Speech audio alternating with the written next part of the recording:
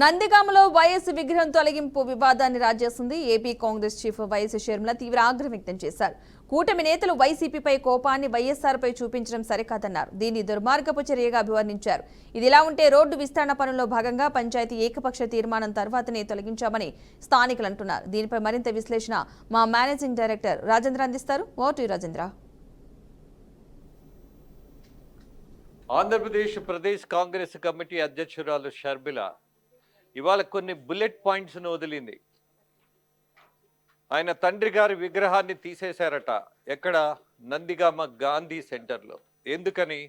అక్కడ ఉన్నటువంటి municipal council ఏదైతే ఉన్నదో ఒక తీర్మానం తీసుకొచ్చింది. అక్కడ ట్రాఫిక్కి అంతరాయంగా ఉన్నటువంటి వాటిల్ని తొలగించాలి అన్న దాంట్లో ప్రధానంగా కనపడినటువంటి సమస్య వైఎస్ఆర్ విగ్రహం. దాని మీద ఏకగ్రీవంగా ఒక నిర్ణయం తీసుకోవాల్సిన పరిస్థితి వచ్చింది. ఆ నేపథ్యంలోనే అక్కడ అధికారులు ఆ విగ్రహాన్ని తొలగించినటువంటి పరిస్థితి. అర్ధరాత్రి ఎందుకు తీసేశారు అని ఒక ఆయన ప్రశ్నిస్తాడు. పగలు తీసేసే పరిస్థితి ఉంటే ట్రాఫిక్కి అంతరాయం, అందరికీ ఇబ్బంది. అలా పగలు తీసేస్తే మరొక ఆయన అడుగుతాడు, బుద్ధి లేదా? జనం తిరగని సమయంలో మీరు ఏ అర్ధరాత్రి తీయొచ్చు కదా, పగలు ఎందుకు తీస్తారంటారు. ఇది రాజకీయం మనం చూస్తున్నది. ఎంత విచిత్రం! ఎప్పుడు చేసినా సరే వంకలు పెట్టేటటువంటి రాజకీయ నాయకుల గురించి పెద్దగా పట్టించుకోవాల్సిన అవసరం లేదు. కానీ అసలు ఈ రాష్ట్రంలో, ముఖ్యంగా ఏ రాష్ట్రంలోనైనా, Telangana or Andhra Pradesh, whatever it is, ఏ నాయకుల విగ్రహాలు మనము దేనికోసం పెడుతున్నాం?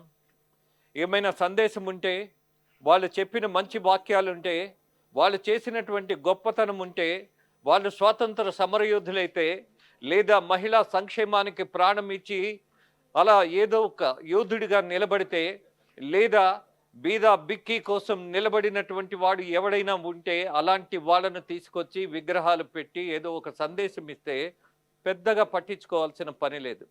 కానీ రెండు రాష్ట్రాలలో, ముఖ్యంగా ఆంధ్రప్రదేశ్లో కనపడుతున్నటువంటి విగ్రహాలను చూస్తే, వాటి సంఖ్యను మనం గమనిస్తే, ఎందుకు ఈ విగ్రహాలు? ఎవరి కోసం ఈ విగ్రహాలు? ఈ విగ్రహాల వల్ల వచ్చిన ప్రయోజనం ఏంటి? దీని మీద ఖచ్చితంగా న్యాయ పోరాటం చేయాల్సిన పరిస్థితి వస్తుంది. ఎవడి ఇష్టానికి వాడు, ఏ పార్టీ నాయకుడు ఫోటోలు పెట్టాలనుకున్నా, లేదు విగ్రహాలు పెట్టాలనుకున్నా, వాళ్ళ ఇష్టానుసారం పెట్టేటటువంటి పరిస్థితి ఉంటే ప్రజలు ఎంత ఇబ్బంది పడుతున్నారు.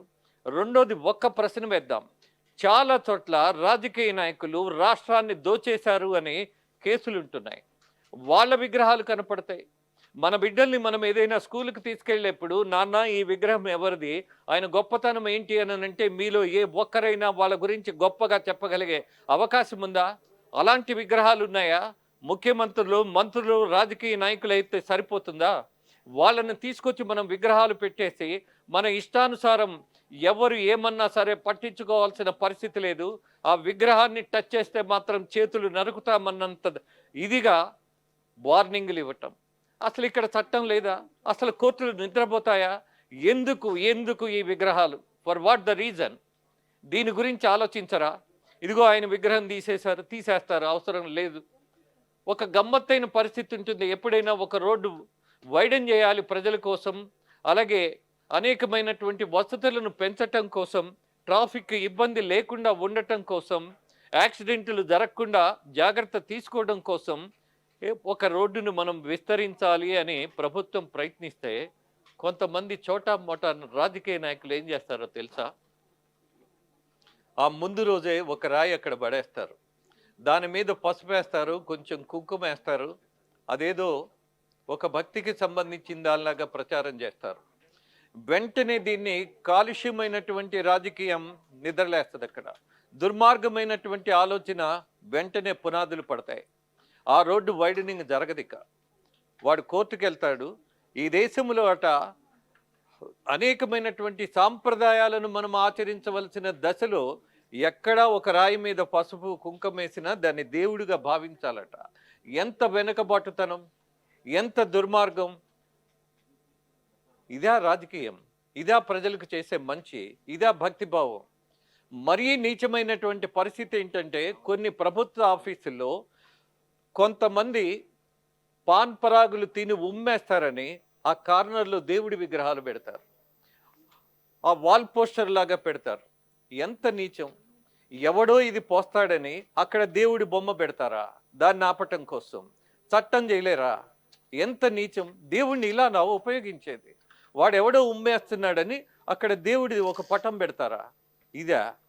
అలాగే ఇవాళ నందిగామలో వైఎస్ఆర్ విగ్రహం తీసేస్తే ఈ రాష్ట్రానికి ఏమైనా నష్టమా? ఆ ప్రాంతానికి ఏమైనా ఇబ్బందా? అసలు ఇబ్బందనే కదా తీసేస్తుంది. దివంగత నేత, ఎస్, అందరూ గౌరవించే నేతే. కానీ ఆయన కోరుకునేది ఏంటి? నా వల్ల ఎవరికి ఇబ్బంది రాకూడదు అని బతుకున్నప్పుడు అనుకున్నాడు. చనిపోయిన తర్వాత విగ్రహం, ఆయన విగ్రహమే జనానికి ఇబ్బంది అయినప్పుడు తీసేస్తే తప్పేంటి? ఎన్టీఆర్ పేరు మార్చారు కదా, మార్చారు. మీరు అది చట్టం అనుకున్నారు, మీ ఇష్టం అనుకున్నారు. కానీ తర్వాత మరొక ప్రభుత్వం వచ్చింది, మళ్ళీ వాళ్ళు కంటిన్యూ చేశారు. మీ ఇష్టానుసారం జనంతో ఆడుకుంటే ఎలా స్వామి? ఇది రాజకీయమా? షర్మిల నాన్నగారే కావచ్చు, ఒక్కచోట విగ్రహాన్ని పక్కన పెడితే వచ్చే సమస్య ఏంటి?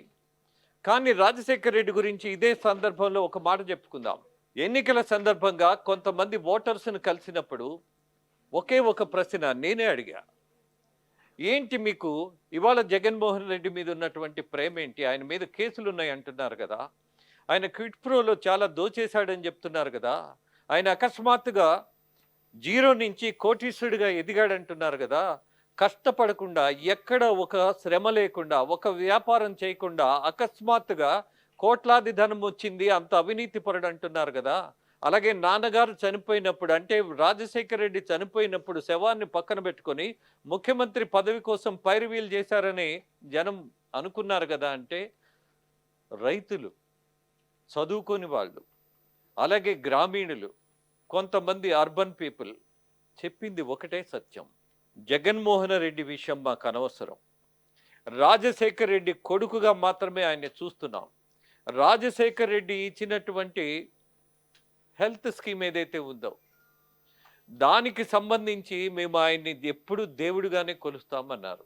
ఆరోగ్యశ్రీ, ఆరోగ్యశ్రీలో హాస్పిటల్కి వెళ్ళి మీకు ఏ రోగం వచ్చినా సరే ఆపరేషన్ చేసుకొని ప్రశాంతంగా ఆరోగ్యంగా బయటికి రండి అని ఒక వరం ఇచ్చాడు రాజశేఖర్ రెడ్డి. అందుకే జనం ఆయన్ని మర్చిపోలా. మరొక ఎమోషనల్ సీన్ కూడా జరిగింది. ఒక పెద్ద ఆయన్ని మీరు ఎందుకు ఓటు వేయాలనుకుంటున్నారు, ఏ పార్టీకి ఓటేస్తారు అని అంటే, జగన్మోహన్ రెడ్డికి వేస్తాం, ఆయన మంచోడు కాకపోయినా చెడ్డోడైనా ఎవరు ఏమనుకున్నా రాజశేఖర్ రెడ్డిని వేస్తాం బాబు అని చొక్కా పైకెత్తి ఆయనకి జరిగిన ఆపరేషన్ కుట్లు ఏవైతే ఉన్నాయో అవి చూయించాడు.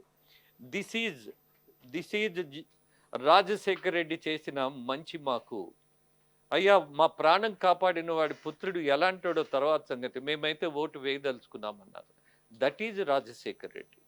మరి ఇవాళ మరి ఆయన సంతానం గురించి చెప్పుకోవాలంటే జనానికి మీరు చేసిన మంచి ఏంటి అనేది ఒకటి ఉంటుందిగా. అందుకే ప్రతిదీ రాజకీయ కోణంలో చూడొద్దు, రాజకీయం చేయొద్దు.